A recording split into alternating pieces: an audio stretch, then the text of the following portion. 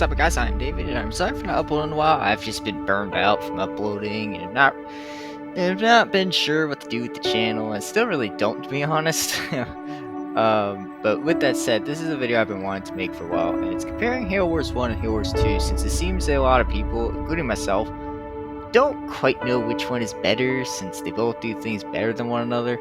I just want to start a discussion explaining what I like about them, which one you guys prefer. So, first I want to talk about the units. Halo Wars 1 definitely has better unit upgrades.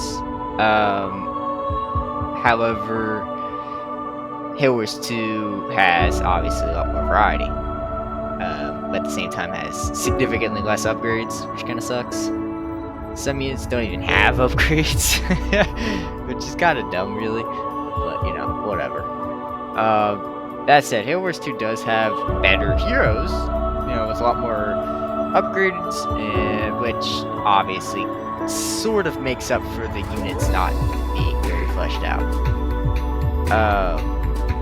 Which just leads me to my next point, and it's that the leader powers in Halo Wars 2 are obviously a lot more fleshed out. Like Captain Cutter, for example, has his UNSC raid, which will allow his units to capture things faster, move faster, you know, stuff like that. And, you know, Archer missiles and Forge with his scatter bomb and so on and so forth. But I definitely think the second game is much, much better leader powers. But yeah. I also think the Banished are better than the Covenant in Halo Wars 1, I will say. I enjoy playing Banished a lot better, personally. But yeah, that's just my opinion. I don't know what you guys think. I mean, obviously, it's all my opinion.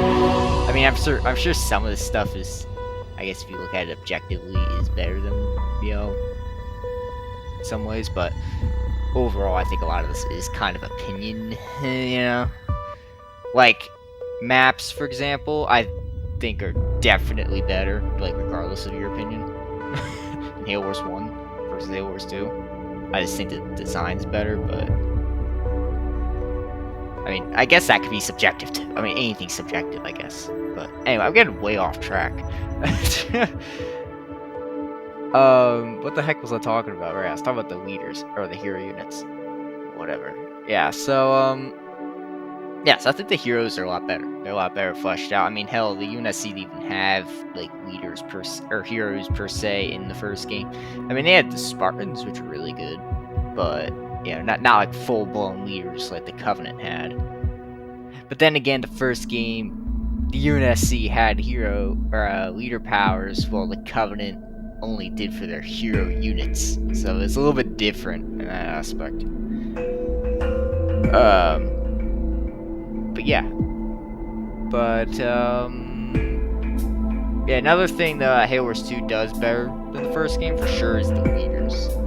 It has a lot more leader variety than the first game. You know, the first game you only had six leaders. You had Captain Cutter, Forge, Anders, Arbiter, the Brute Chieftain guy, and Regret. Which, don't get me wrong, the leaders are very well done in Halo Wars 1, but, you know, having only 6 kind of, you know, the game's not as replayable, I guess you could say, you know. But, yeah, Halo Wars 2 definitely takes the cake when it comes to leader variety, for sure, because there's a lot more leaders in that game.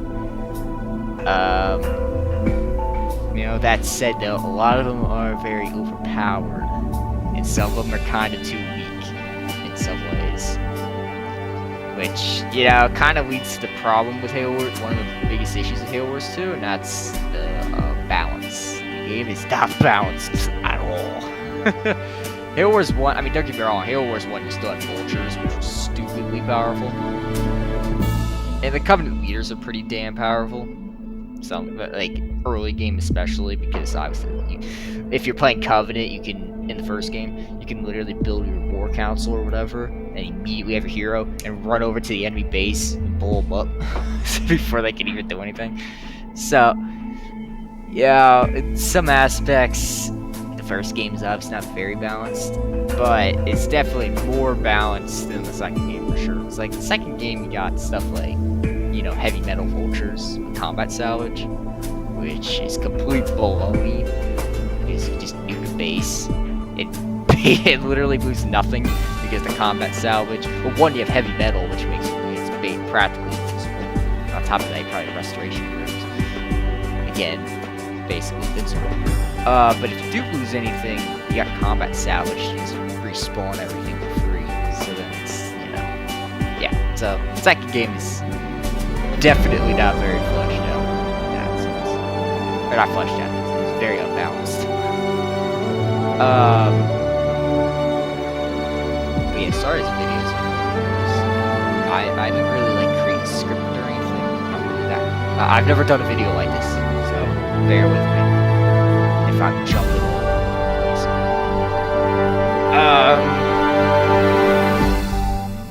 But yeah, but I think for me at least with Halo Wars 2, most of the flaws come from glitches, like disconnecting from the game, or the game freezing or crashing, which is really aggravating sometimes.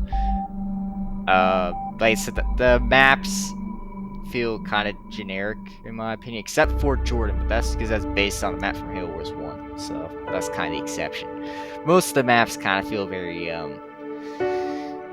generic and very similar in design. Like, they all kind of just revolve around the power nodes, and that's about it. Like, Halo Wars 1, each map had some kind of unique, you know, point of interest. Like, I think it was Exile in Halo Wars 1 is the map where you could send, like, flood units to your enemies' bases, which is pretty cool. Probably pronounced this wrong. Beasley's Plateau? I think I'm pronouncing that right. Could pronounce it wrong, I have no idea. But that map on Halo Wars 1 allowed you, if you controlled the one building or spire, I forget what it's actually called, in the center of the map you get bonus 10 population, which obviously is very nice, especially for Covenant, because that means the Covenant have 50 population, while UNSC only get up to 40. But if you take that center spire or building, or whatever freaking it was, the center, as Covenant you could have up to 60 population, which is kind of ridiculous when you think about it. That's a lot of units. But you know, I just felt like the maps were better designed and had some kind of unique aspect. I forgot what the one map was. It's one of the snow maps. Halo Wars 1, you can take over the mega turret and just bombard a person's base. That's really that was really satisfying. I mean, it was surrounded by some tough rebel units. Because they all have like at least 73 veterans here, 4 veterans here or something, so they hurt like hell. But if you clear it out and get the supplies and whatever, after killing all those guys, and take over the mega turret, oh man, it's definitely. Yeah, so the first game definitely has better map. 1 has way more maps, and 2 they're just better designed.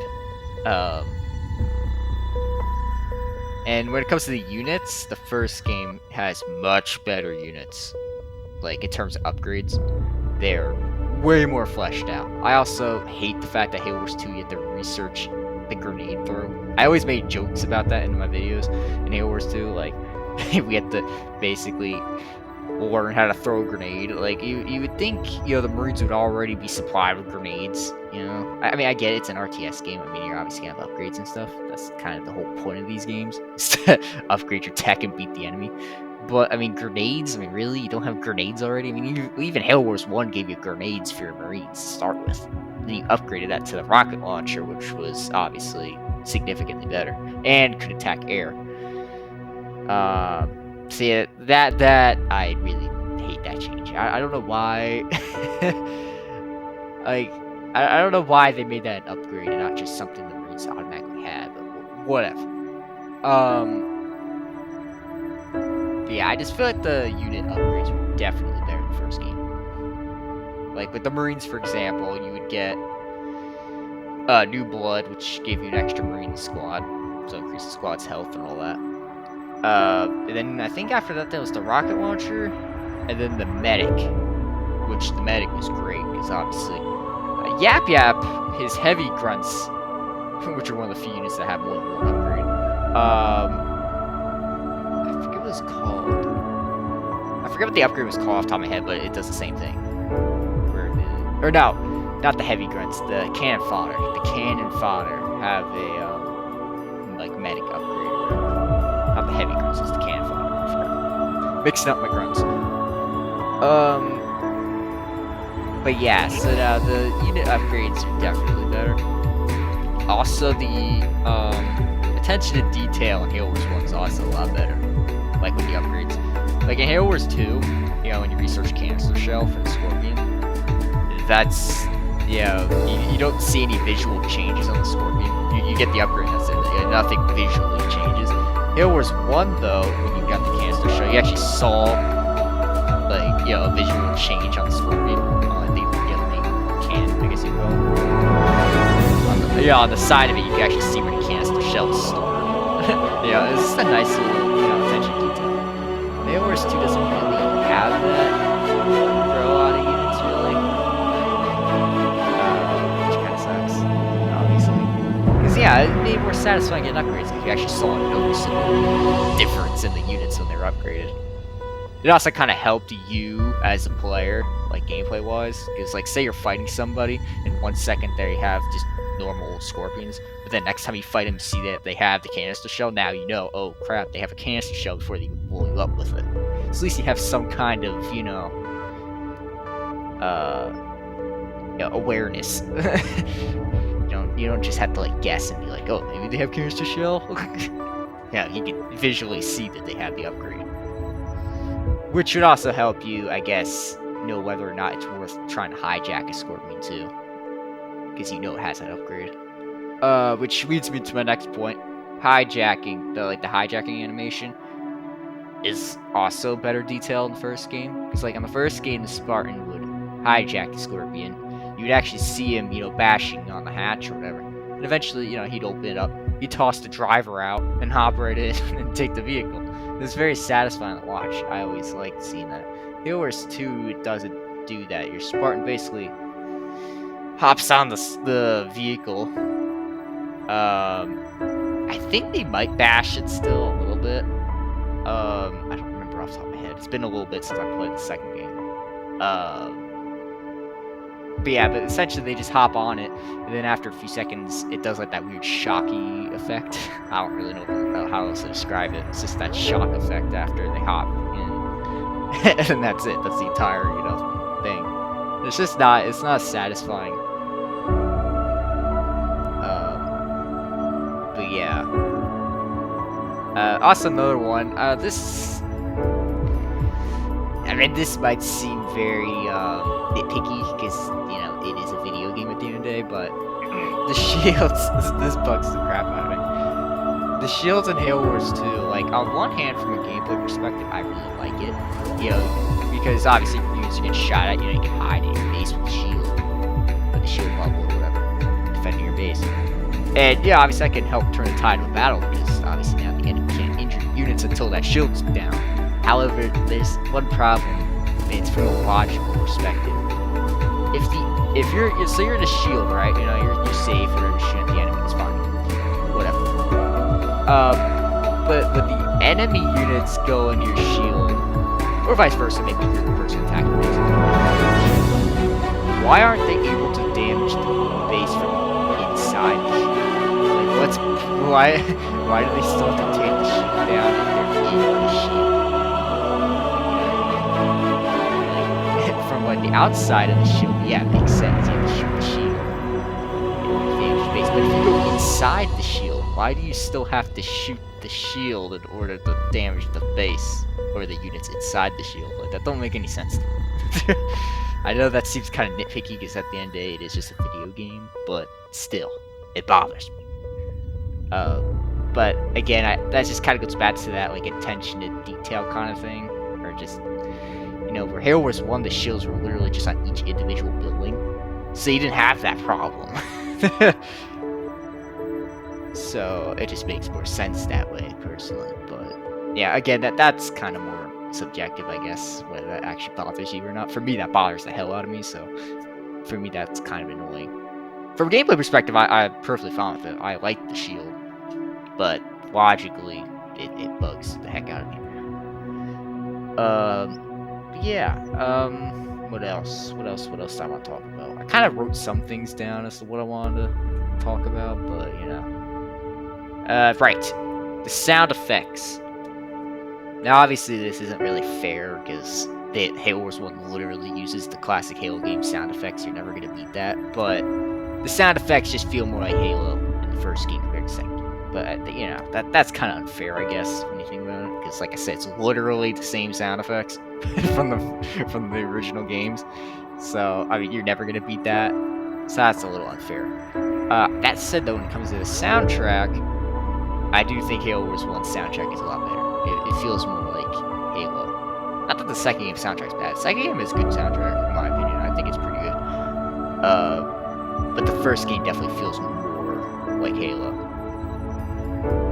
But yeah, that's also kind of because it has that classic, you know, that's before 343 and all that, you know, all those other people. So you know, it had that classic Halo influence that the second game obviously doesn't have really. But yeah, I'm trying to think. I think that's pretty much it. Honestly, I think that's basically. I'm sure there's a crap ton of stuff I'm forgetting to mention, but you know, it's kind of late. Yeah, I mean, I think that's pretty much it. Let me double check. Do I have anything that I missed? I don't want to talk about. I think that's pretty much the general gist of it. It's kind of my overall. I mean, I guess if I really wanted to, I get like really into nitty-gritty, but I've never really reviewed stuff ever before on my channel, obviously. So this is completely new territory for me. So I mean, I'm sure I'm going to see stuff that I should be more in depth about, but yeah, I mean, I think that's pretty much the general gist of it. So, yeah, well, anyway, hopefully you guys enjoyed the video. If you did, leave a like, I'd appreciate it a lot. I don't know if I'm gonna upload after this, to be honest. I might upload, like, an occasional short or whatever. But otherwise, I'm still not 100% sure on what I'm doing with this channel, to be honest. And like I said, I've been kind of trying to figure out things in life right now. I haven't really had time to really focus on my channel because of that. So, yeah. Well, hope you guys enjoyed it. If you did, like I said, leave a like. And see you guys in another video, maybe? Or an old video? Probably an old video if you guys watch any of stuff. I have loads of old videos if you guys are watching. That's for new content. I don't know yet. You know, I'm lost on my channel right now. Not really sure what I want to do next. But anyway, that's a whole